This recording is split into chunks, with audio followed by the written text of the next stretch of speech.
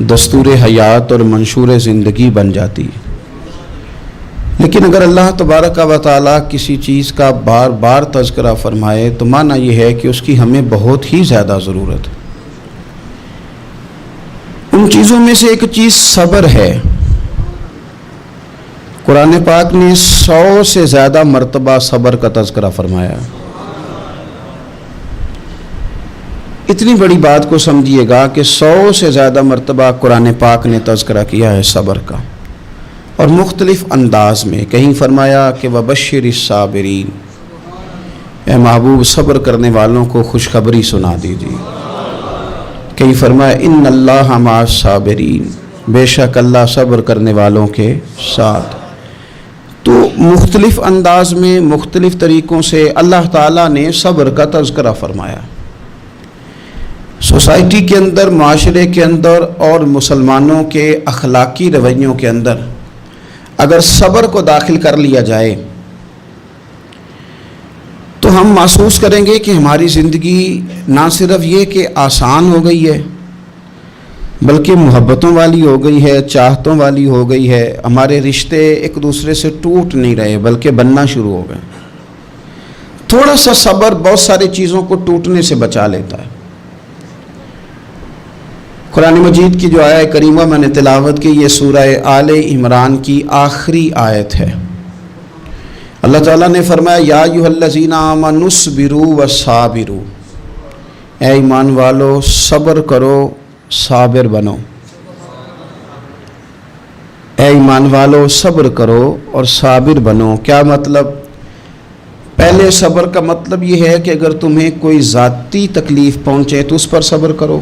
وصابروا، اس کا معنی یہ ہے کہ اگر دشمن کے مقابلے میں کسی اور کی طرف سے کوئی تکلیف آئے تو اس پر بھی صبر کرو۔ پھر فرمایا ورابطوا، اور ہمیشہ کمر بستہ رہو، اسلامی سرحدوں کے پہرے دار رہو۔ واتقوا اللہ، اللہ سے ڈرتے رہو۔ لعلکم تفلحون، اس امید پر کہ اللہ تمہیں کامیابی عطا فرما دے، تم فلاح پا جاؤ۔ یا ایھا الذین آمنوا اصبروا وصابروا، اے ایمان والو صبر کرو اور صابر بنو۔ صبر کرو، صابر رہو، یعنی جو ذاتی تکلیف آئے اس پر بھی صبر کرو۔ اور مصابرہ کا معنی سامنے سے آنے والی تکلیف، اگر بیماری آ گئی، کوئی پریشانی آ گئی، کہیں کوئی اپنا دنیا سے چلا گیا تو یہ ذاتی تکلیف ہے، اس پر بھی صبر کرنا۔ اور اگر اپنوں نے، بیگانوں نے کوئی تکلیف پہنچا دی، کوئی اذیت دے دی، وہ اذیت کئی صورتوں میں ہو سکتی ہے۔ تانا بھی ایک اذیت ہے، طنز بھی ایک اذیت ہے، کسی شخص کے بارے میں غلط کلمہ کہنا بھی ایک اذیت ہے، اور مقابلے میں کھڑے ہو جانا، لڑائی کرنا، یہ بھی ایک اذیت ہے۔ اس پر بھی صبر کرو۔ ورابطوا، اور اس طرح کرو کہ کمر بستہ رہو، جد و جہد کرتے رہو۔ واتقوا اللہ، اللہ سے ڈرو۔ لعلکم تفلحون، تاکہ تم کامیاب ہو جاؤ۔ صبر جب آپ کرتے ہیں نا اور صبر کا ارادہ کرتے ہیں تو اللہ تعالیٰ صبر کی توفیق بھی عطا فرماتا ہے۔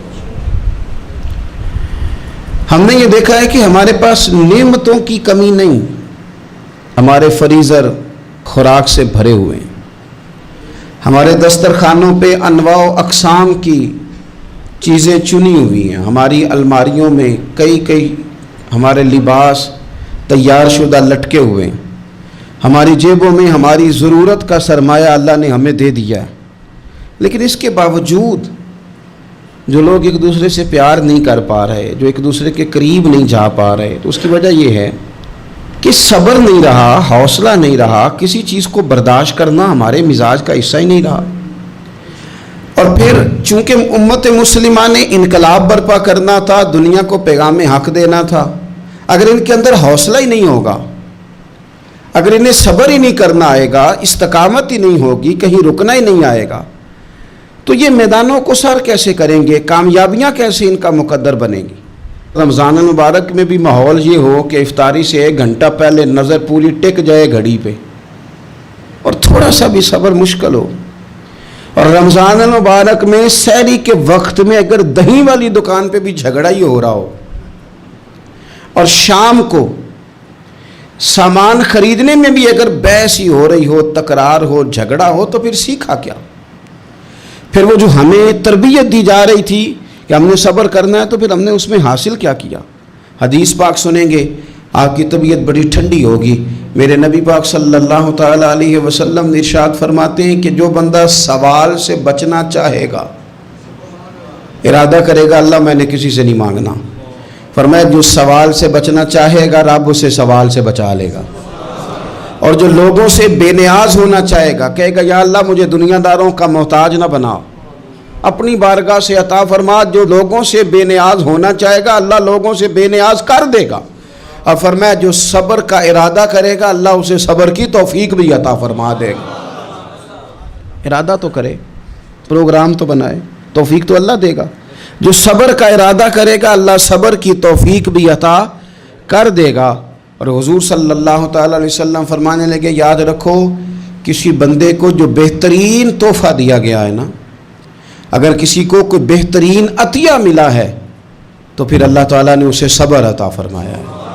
ये बेहतरीन तोहफा है, इससे ज़िंदगी संवर जाती है, इससे इंसान बावकार और मुतमईन हो जाता है, इससे उसके शब रोज़ आसानी से बीतते, वो दुनिया की पगडंडियों से आसानी से गुजर के अल्लाह की बारगाह है आली मर्तबत में सरखुरू होकर हाजिर हो जाता है।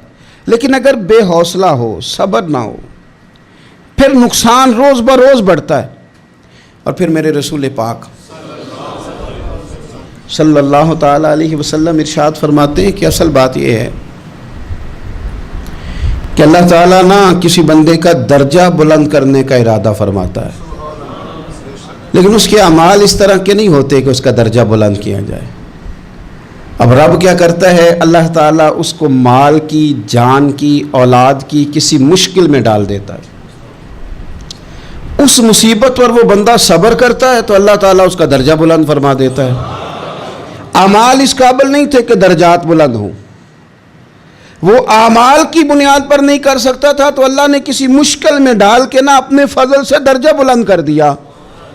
अब जो राह तरीक़त का मुसाफिर था, जो सलूक की मनाजिल तय कर रहा था, जो अल्लाह रसूल के करीब जाने चाह रहा था, उसके लिए कितनी आसानी हो गई कि मुजाहिदा तो ज़्यादा ना कर सका, कसरत से नफली सौमो सलात का बंदोबस्त तो ना कर सका, थोड़ा सा सब्र किया, रब ने अपना और अपने महबूब का कुर्ब अता फरमा दिया।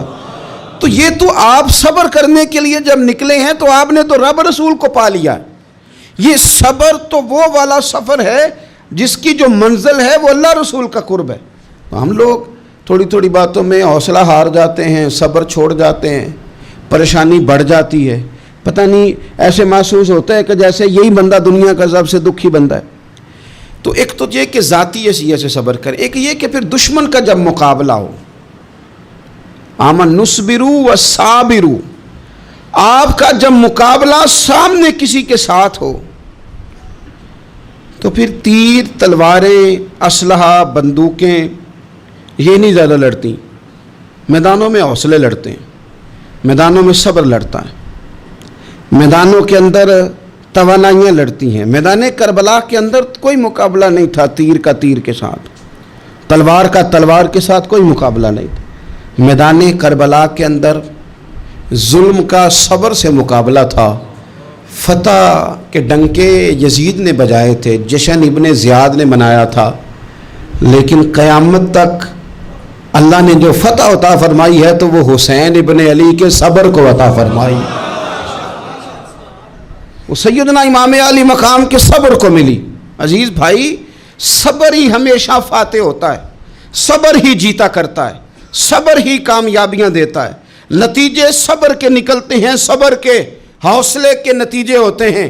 हमारी जल्दबाजी हमें शिकस्त खुर्दा कर देगी, हमारा हौसला ना होना हमें हरा देगा, हम कमज़ोर पड़ जाएंगे अगर हम बेहौसला हो जाएंगे। सुनो, मेरे नबी पाक अलैहिस्सलाम ने तरबियत की, हुजूर अपनी उम्मत को दर्स देते हैं। हुजूर फरमाते हैं पहले तो कोशिश ही ना करो कि तुम्हारी दुश्मन से लड़ाई हो, इस चक्कर में ही ना पड़ो कि लड़ाई हो।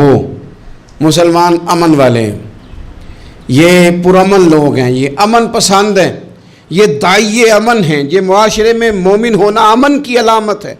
फरमाया पहले तो یہ پروگرام ہی نہ بناؤ کہ تمہاری لڑائی ہو، اور فرمایا پھر اگر ہو جائے نا تو پھر صبر کے ساتھ مقابلہ کرو، پھر ڈٹ کے مقابلہ کرو، اور پھر یاد رکھو کہ یہ جو جنت ہے یہ تلواروں کے سائے میں ہے، جنت تلواروں کے سائے میں تمہیں ملے گی۔ پھر ڈٹنا سیکھو۔ پہلے تو بات یہ کہ تم یہ ارادہ ہی نہ کرو لڑائی، اور اگر کبھی ہو جائے وہ لوگوں کو بتاؤ کہ ہیں ہم پرامن لوگ، پر دین کے لیے کھڑا ہونا ہو تو پھر ہم سے زیادہ کسی کو کھڑا بھی نہیں ہونا آتا، پھر ہم سے زیادہ کسی کے پاس طاقت بھی نہیں۔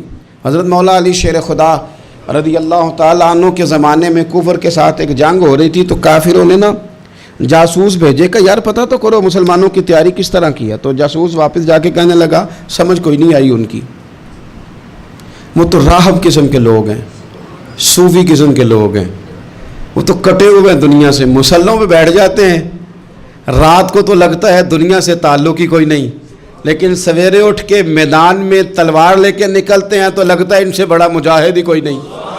یہ عجیب لوگ ہیں کہ رات کو مسلح پہ بیٹھے ہیں تو لگتا ہے کٹ گئے دنیا، یہ صوفی لوگ ہیں، درویش ہیں۔ یہی مسلمان کی شان ہے، ہو ہلکا یاراں تو برے شم کی طرح نرم، رزم حق کو باطل ہو تو فولاد ہے مومن، ادھر آ ستمگر ہنر آزمائیں تو تیر آزما، ہم جگر آزمائیں، ہم تجھے اپنا حوصلہ بتاتے ہیں کتنا، دیکھ ہمارے حوصلے سے ٹکرا کے دیکھ یہ کتنا طاقتور اور مضبوط ہے۔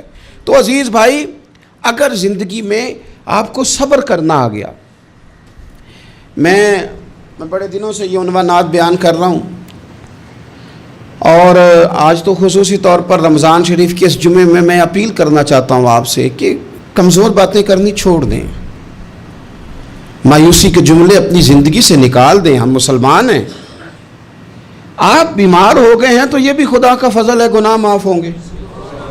اگر اللہ تعالیٰ نے فقیر بنا دیا، غریبی آ گئی ہے تو یہ بھی فضل ہے، امیروں سے پہلے جنت میں جائیں گے۔ اگر اللہ تبارک و تعالیٰ نے کسی جگہ آپ کو مکان نہیں دیا اور دوسرے کو دے دیا ہے تو آپ وہ لوگ ہیں جو عظیم سنت ادا کر رہے ہیں سیدنا بلال حبشی کی۔ اگر کسی جگہ کوئی کمزوری آ گئی ہے، کوئی پیچھے رہ گئے ہیں تو یہ خدا کا فضل ہے۔ اللہ تعالیٰ نے چاہا ہمارے لیے جو فیصلہ تو ہم اس پہ راضی ہیں، لیکن اپنی زندگی میں اور شکوے اتنے بڑھا لیے ہم نے، اتنے بڑھا لیے کہ لوگوں سے شکوے کرتے کرتے رب رسول سے بھی شروع کر دیے۔ غلام بھی کبھی شکوہ کرتا ہے، آقا کا بھی شکوہ ہوتا ہے، بندہ بھی کبھی شکوہ کرتا ہے، رب کا بھی شکوہ ہوتا ہے، یہ بھی کبھی ہوتا ہے۔ آپ نہ مانے پر یہ شکوہ ہے کہ میں بڑے ڈاکٹروں کے پاس گیا ہوں آرام نہیں آیا، نہ مانے پر یہ شکوہ ہے میں نے کبھی کسی کو ستایا تو نہیں پر میرے حالات نہیں ٹھیک ہوتے۔ آپ نہ مانے پر یہ شکوہ ہے کہ فلانے کے پاس دولت زیادہ ہے، اس نے پتہ نہیں وہ آگے نکل گیا اور میں پیچھے رہ گیا، نہ مانے پر یہ شکوہ ہے۔ کس سے کر رہے ہو؟ رب رسول سے؟ او ہس بولے تے دی مہربانی اساں تے لاڈ ہی لڑاونے نے۔ کس سے شکوہ کر رہے ہو؟ خدا کے بندو، غلام غلامی کرتے ہیں، شکوے کرتے ہیں کوئی؟ حضرت ام سلمہ رضی اللہ تعالیٰ عنہ، شوہر کا نام ہے ابو سلمہ، بیٹے کا نام ہے سلمہ، کہتی ہیں میں، میرا شوہر، میرا بیٹا، تینوں، چھوٹا بیٹا میرا، ہم نکلے مکہ مکرمہ سے مدینہ طیبہ جانے کے لیے۔ ایک ہی بیٹا ہے، خاندان جمع ہے، شوہر کی گود میں بیٹا، اونٹ کے پیچھے میں۔ فرماتی ہیں مدینے کی سرحد آ گئی تو میرے میکے والے آ گئے، کہنے لگے ابو سلمہ نہیں لے جانے دیں گے مدینے اپنی بیٹی کو۔ میں نے کہا میں مسلمان ہوں، میں تو اپنے شوہر کے ساتھ مدینے جاؤں گی۔ انہوں نے کہا نہیں جا سکتے، تو نے جانا ہے تو جا، ہماری بیٹی نہیں جائے گی۔ زبردستی مجھ سے انہوں نے مجھے میرے شوہر سے الگ کیا۔ کہتی ہیں پھر میرے شوہر کے قبیلے والے آ گئے، وہ کہنے لگے اگر تم اپنی بیٹی کو نہیں نہ جانے دیتے تو یہ جو ہمارا پوتا ہے یہ ہماری نسل ہے، تمہارا نہیں، اسے ہم نہیں جانے دیں گے۔ وہ بچہ اپنی طرف کھینچتے تھے، میں اپنی طرف کھینچتی تھی، مدینے کی سرحد پہ۔ یہ جھگڑا زمین کے لیے نہیں ہو رہا، مکان کے لیے نہیں ہو رہا، حضور کے مدینے جانے کے لیے ہو رہا، حضور کے مدینے جانے کے لیے ہو رہا، مدینے جانے کے لیے ہو رہا۔ لنگ کئی مہینے تے برس گئے تے تیری دید نو دیدے ہی ترس گئے۔ انہوں نے بچہ کھینچا، میں نے اپنی طرف کھینچا، میرے بچے کا بازو اتر گیا۔ فرماتی ہیں میرے شوہر مدینے چلے گئے، بیٹا میرا میرے ससुराल والے ले गए, मुझे मेके वाले ले गए. आज भी कुछ सियाने बंदे कहते हैं इसको निकाल दो और बच्चे छीन लो. उनका भी ख्याल था कि बेटा ले जाएंगे ना तो अबू सलमा भी मदीने से वापस आ जाएगा, ये भी वापस आ जाएगी. और यार इतना बड़ा भी जालिम कोई नहीं होगा जो माँ बाप से बच्चे जुदा करे. फरमाती हैं कि वो ले गए छीन के, मैं मेके चली गई. लोग रोटी खाते थे, मेरे हलक से नहीं गुजरती थी. ज़माना सोया करता था, मैं सो नहीं पाती थी. बेटा कहाँ, शौहर कहाँ, मैं कहाँ. उम्मे सलमा कितनी देर तकलीफ़ काटी. जनाब उम्मे सलमा कहने लगी लोगों 1-2 दिन नहीं पूरा साल बीत गया, पूरा साल. पर जे सोना ही मेरे दुख विच राज़ी, जे सोना ही मारो मारो मैनू मार मुकाओ, मैं कोई उज़र ना पेश ले आवा. और जे सोना ही मेरे दुख विच राज़ी, फिर सुख नू चुल्हे डावा. फरमाया साल बीत गया. लोग सुबह उठ के काम काज पे लग जाते, कपड़े बदलते, ड्यूटियाँ करते, और मैं सवेरे उठ के उस जगह आ जाती जहाँ मेरा शौहर और मेरा बेटा बिछड़ा था. मैं सारा दिन रोती, आहुजारी करती, हुजूर के मदीने की तरफ मुँह करके मैं तड़पती. साल बीत गया, साल, एक हफ्ता नहीं निकलता बच्चों के बगैर. बड़े बड़े सियाने लोग परदेश जाते हैं तो बच्चों की फ़ोटो देख देख के रोते हैं. लेकिन कहती हैं माँ थी, बेटा बिछड़ा और फिर बेटा बीमार हो और माँ से जुदा हो, कितनी तकलीफ़ का मंज़र है.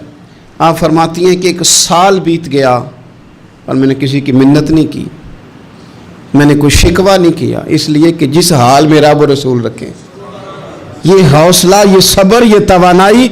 एक साल के बाद मेरे चचा का बेटा मेरे पास से गुजरा, तड़पते देख कर कहने लगा मेरी बहन तू सारा दिन रोती रहती है.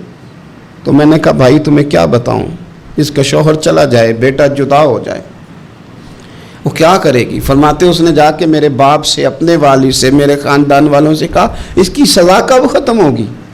इस गरीबनी का कसूर ये है कि ये मदीने वाले का कलमा पढ़ती है, इसकी गलती ये है कि ये मुसलमान हो गई है, दीन हक कबूल कर लिया, क्यों नहीं तुम ख्याल करते. कहते उनके दिल नरम हुए, वो रजामंद हुए मुझे मदीने जाने पे. फिर उसने कोशिश की मेरे ससुराल पैगाम भेजे, कब बस करो, और बच्चा तो चिड़िया का जुदा हो जाए तो वह तड़पा करती है, और तुमने एक जीती जागती माँ का बेटा जुदा किया है. वो भी नरम हुए, रब ने असबाब बनाए, मेरा बेटा मुझे मिला. कहने लगे तू रह जा. मैंने कहा नहीं, तुम मुसलमान नहीं हो, तुम्हें पता नहीं ना, मैं यहाँ नहीं रह सकती, मुझे मदीने ही जाना है. अकेली इतना सफ़र, जंगलों का रास्ता, पहाड़ी रास्ता तय कर लोगी. मैंने कहा मैं कर लूँगी. जिन्हों वेख के ठर दियाँ अखियाँ ने तो जिन्हों वेख के ठर दा सीना है. रब्बा तेरी सारी खुदाई च एक ही तशहर मदीना है. कहती मैं ऊँट पे बैठी, बेटा मैंने गोद में बिठा लिया, मैं सफ़र करने लगी, पर दिल में खटका था कि इतना लंबा सफ़र, बेटा छोटा है, कैसे करूँगी. कहते मुझे उस्मान बिन तला मिल गए. कहने लगे कहाँ जा रही हो बहन. मैंने कहा मदीने. कहने अकेले जाओगी. मैंने कहा जाना तो है ना, कोई साथ चले न चले, पर शहर रसूल तो जाना है ना. आप फरमाती हैं मैंने उस्मान बिन तलहा से नेक बंदा कोई नहीं देखा, मेरे ऊँट की लगाम थाम ली. जब मुझे ऊँट पे बिठाते थे ना, ऊँट बिठा के चले जाते थे, मैं बैठ जाती थी तो आके लगाम थामते थे. जब कहीं मुझे उतारते थे तो ऊँट बिठा के चले जाते थे, मैं उतर जाती थी तो ऊँट को बांधते थे. सोना होता था तो ऊँट बिठा देते, मैं उतर जाती, वो दूर जाके लेट जाते. फरमाती थी फिर मेरे लिए मेरे रब ने असबाब पैदा किए और मैं मदीना पहुंची.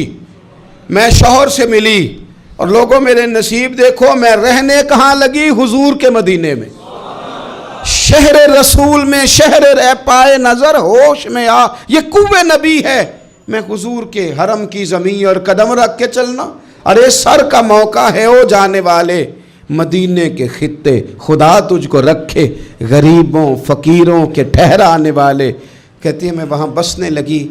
आप फरमाती है मुसलमानों शायद मुझसे ज़्यादा तकलीफ़ किसी ने न सही हो, पर देखो एक साल पूरा मैं तकलीफ़ में रही, और जब मेरा सब्र साल को पहुँचा, सब्र की उम्र एक साल हुई, तो फिर रब ने बंदोबस्त किया.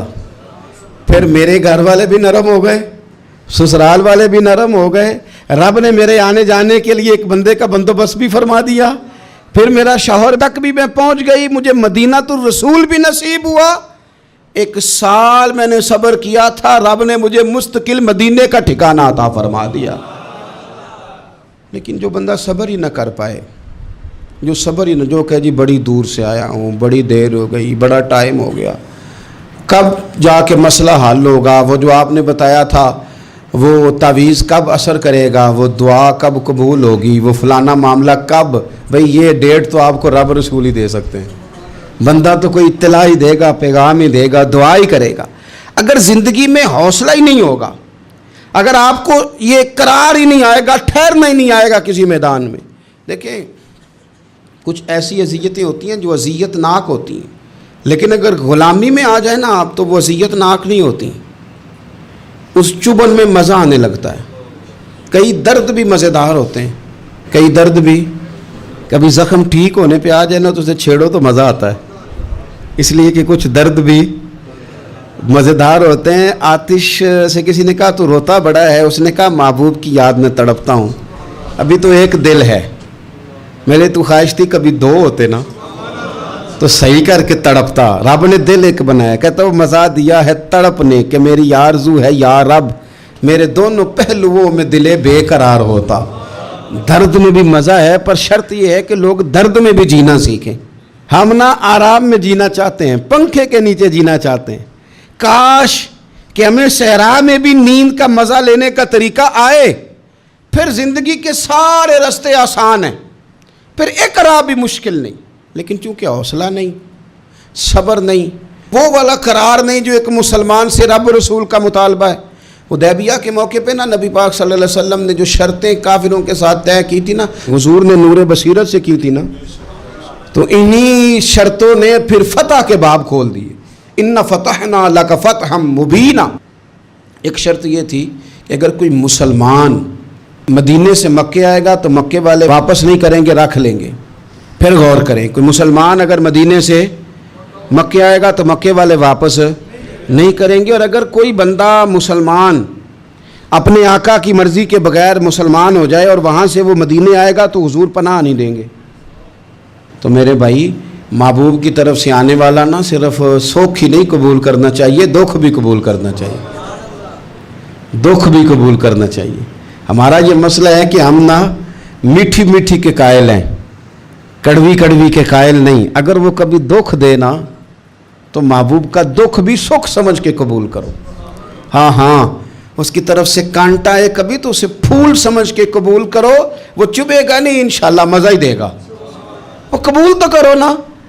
تو اب حضرت ابو بصیر رضی اللہ تعالیٰ عنہ ایک صحابی تھے, ایک تو حضرت ابو جندل رضی اللہ تعالیٰ عنہ تھے نا, تو وہ تو حدیبیہ میں آ گئے.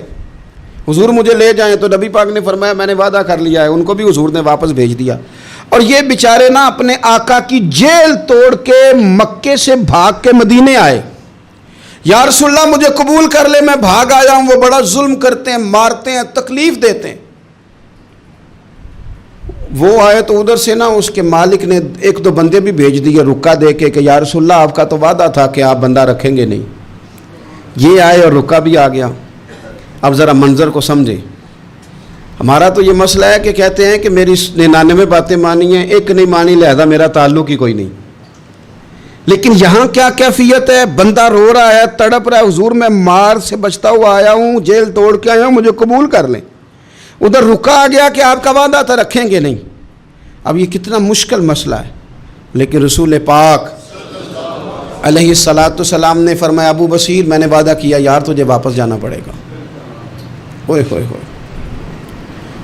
لوگ تو کہتے ہیں نا کہ وہ پیر صاحب نے کہا تھا تو میرا کام نہیں ہوا, لہذا میری بیعت ہی گئی, چھٹی ہو گئی. ماحول ہی بڑا عجیب ہے. حضور نے فرمایا واپس جا, لیکن جے کر یار دے نام دا ملے مینا. پھر انہوں چولی پا لئیے مینے نو, پنجے سٹیے نا. جے کر یار دے نام دا, سامنے والے نے تانا سمجھ کے دیا تھا, پر یار کے نام کا تھا نا. اس نے کہا لا صحیح, سونے کے نام کا ہے نا. تانا ہوا تو کیا ہوا. جے کر یار دے نام دا ملے مینا, انہوں چولی پا لئیے پنجے سٹیے نا. تے جے کر یار دے نام دی ملے سولی, پھر جھوٹا جھوٹ لئیے تے پیچھے ہٹیے نا. جھوٹا جھوٹ لئیے. اب لکھنے والے کا بھی اپنا انداز ہے نا، کہتے ہیں یہ بھی میرے لیے جھولا ہی ہے، یہ بھی آرام کی جگہ ہی ہے، جھوٹا جھوٹ لئیے تے پیچھا ہٹیے نا۔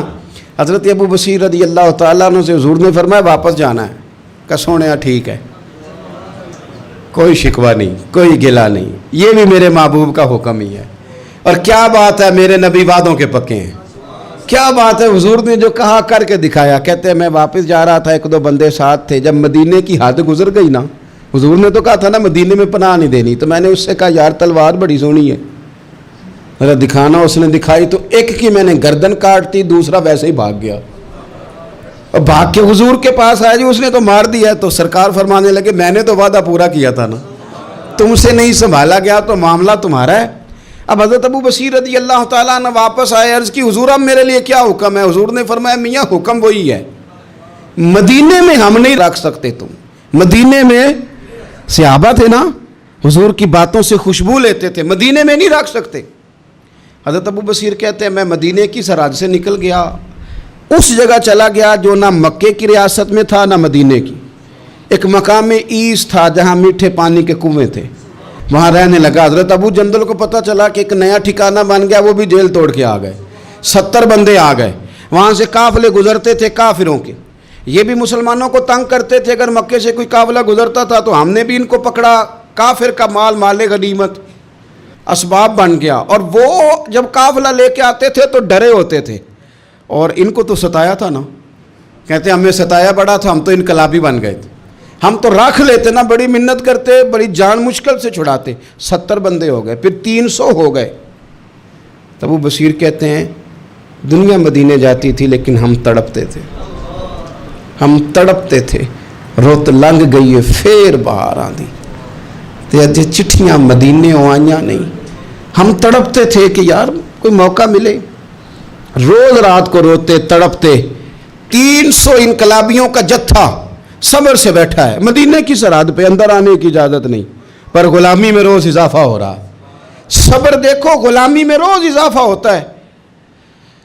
تنگ آ گئے کافر، پہلے بڑی ڈینگیں مارتے تھے کہ دیکھو ہم نے کیسی شرط منوائی ہے، کیسی شرط منوائی ہے کہ ان کا بندہ آئے گا تو ہم واپس نہیں کریں گے، ہمارا جائے گا تو انہیں کرنا پڑے گا۔ پھر اتنے تنگ آئے کہ خود آ کے کہنے لگے حضور مہربانی کریں یہ شرط تو ختم کریں نا، اور ان 300 کو تو مدینے بلائیں، مہربانی فرمائیں۔ حضور بڑے خوش ہوئے، آج غلاموں کے نام پیغام لکھا، غلاموں کے نام پیغام لکھا، چٹھی لکھی حضور نے۔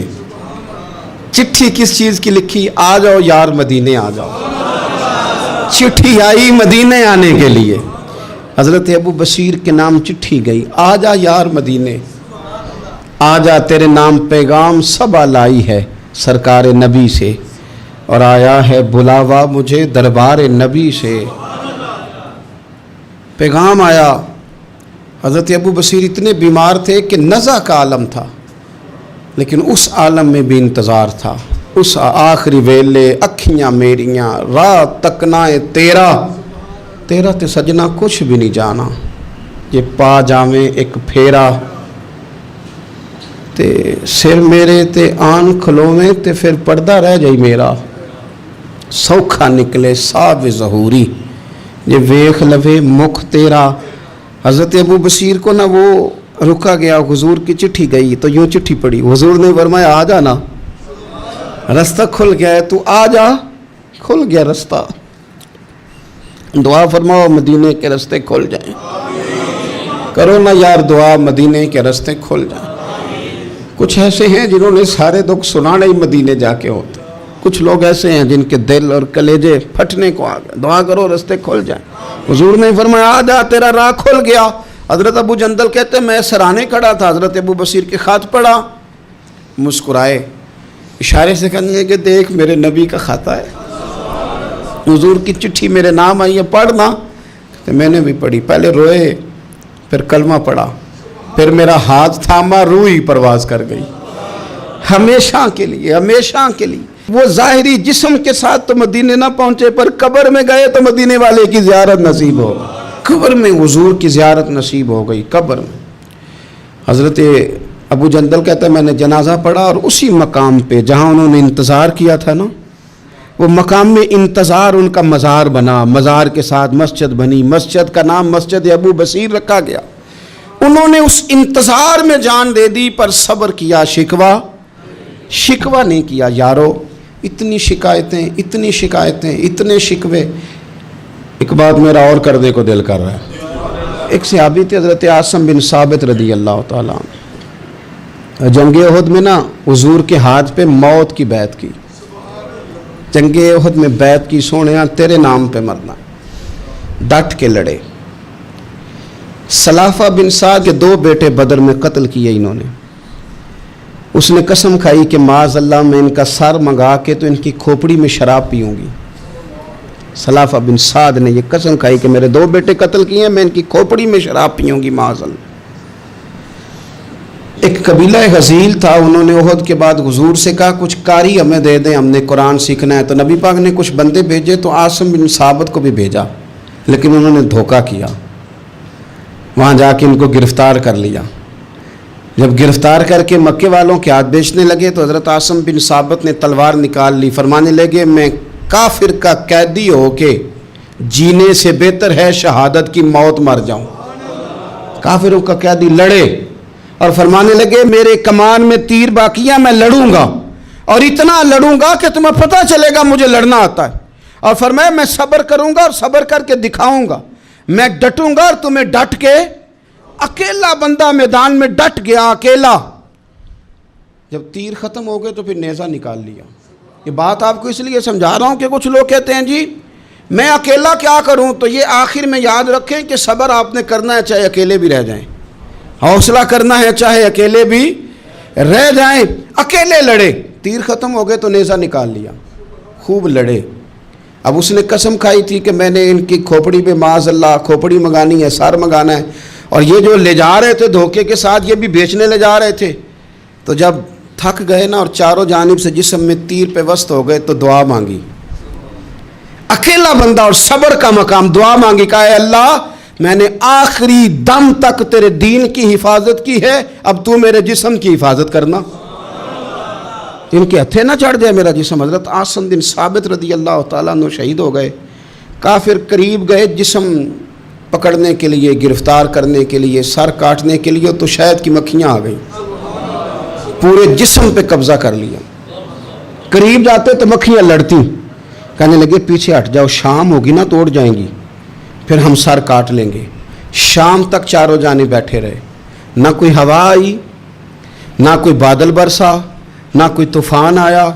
شام کو انہوں نے اٹھانا تھا، ایک ریلا آیا پانی کا، اور جناب عاصم بن ثابت کی لاش مبارک کو بہا کے لے گیا۔ میرے رب نے اس میدان میں بھی یہ بتلایا کہ جو صبر کرے نا رب اس کے جسم